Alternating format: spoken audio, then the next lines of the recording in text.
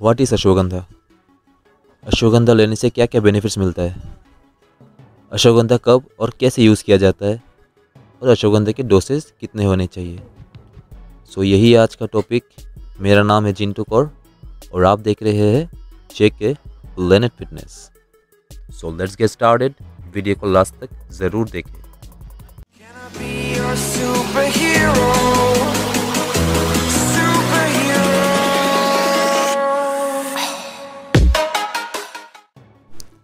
What is ashwagandha? Ashwagandha is one of the most important herb in Ayurveda. Ashwagandha को आयुर्वेदा और India में बहुत ही ज़्यादा इंपॉर्टेंस दिया जाता है because of its lots of benefits. और क्या आप लोगों को मालूम है, अश्वगंधा को मेडिसिन के हिसाब से 3000 सालों से यूज़ किया जा रहा है।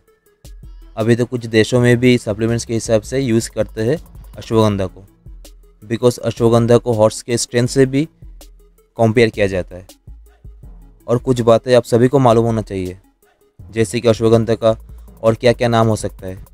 जैसे कि अश्वगंधा का बायोकेमिकल नाम है विथानिया सोमनीफेरा, और अश्वगंधा को इंडियन जिंगसेंग एंड विंटर चेरी के नाम से भी जाना जाता है। और अश्वगंधा का पेड़ ज़्यादा बड़ा नहीं होता है, लगभग 2 से 2.5 फीट का ही होता है।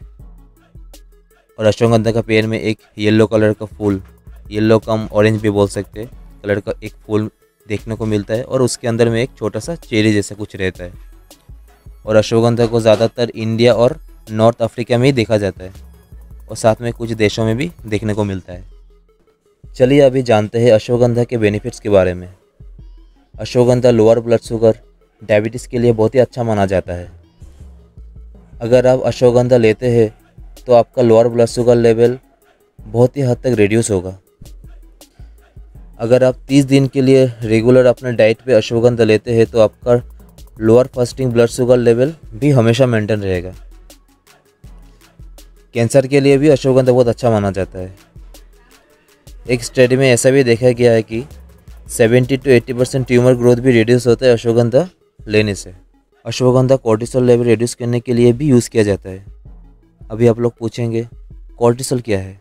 कोर्टिसोल है एक प्रकार का हार्मोन, जैसे कि हम लोग बोलते हैं स्ट्रेस हार्मोन। अगर हमारे बॉडी में स्ट्रेस हार्मोन हाई हो जाए तो हमारे बॉडी में बाकी जितने भी हार्मोन्स है वो सब इनबैलेंस होने लगते हैं। इनबैलेंस होने की वजह से टेस्टोस्टेरोन लेवल घटने लगता है। अभी हमारे बॉडी में टेस्टोस्टेरोन घटने की वजह से मसल मास में भी प्रॉब्लम होता है, बाकी सेक्स ड्राइव में भी प्रॉब्लम होता है। अभी हमारे बॉडी में कोर्टिसोल लेवल क्यों हाई होता है ये जानते हैं। कोर्टिसोल लेवल हाई होने की वजह है स्ट्रेस। स्ट्रेस किसी भी प्रकार का हो सकता है, जैसे कि पैसे का प्रॉब्लम, फैमिली प्रॉब्लम, पढ़ाई का प्रॉब्लम, जॉब हो या बिजनेस या कोई दूसरा प्रॉब्लम, टेंशन लेने का प्रॉब्लम, उसकी वजह से स्ट्रेस हार्मोन हाई होता है। स्ट्रेस ज़्यादा होने से डिप्रेशन का प्रॉब्लम आ सकता है, ब्रेन फंक्शन में भी प्रॉब्लम आ सकता है, नींद में प्रॉब्लम हो सकता है, अच्छे से सोने को नहीं मिलेगा, और हाई ब्लड प्रेशर का भी प्रॉब्लम हो सकता है, और जैसे कि मोटापे का प्रॉब्लम हो सकता है, किसी का ज़्यादा फैट्स बढ़ सकता है पेट में। ये कई तरह का छोटा मोटा भी नहीं बोल सकते, बहुत ज़्यादा ही प्रॉब्लम है ये। तो हमेशा कोर्टिसोल लेवल को लो रखना है। लो कैसे रखें? लो रखने के लिए सबको ट्रेनिंग करने का ज़रूरत है। आउटडोर एक्टिविटी हो या इंडोर एक्टिविटी, जिम में एक्टिविटीज़ हो या योगा, किसी भी तरह का एक्टिविटीज़ लाइफ में ज़रूरी होता है। अगर किसी का एक्टिविटीज़ करने के बाद भी कोर्टिसोल लेवल हाई होता है तो उनको अश्वगंधा लेना चाहिए।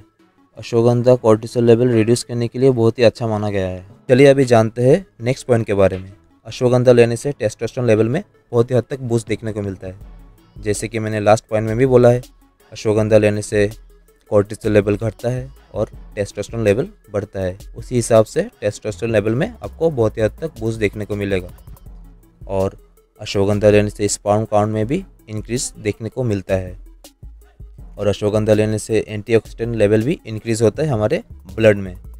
हमारे ब्लड में एंटीऑक्सीडेंट लेवल बूस्ट होने की वजह से मसल मास में भी ग्रोथ देखने को मिलता है हमें।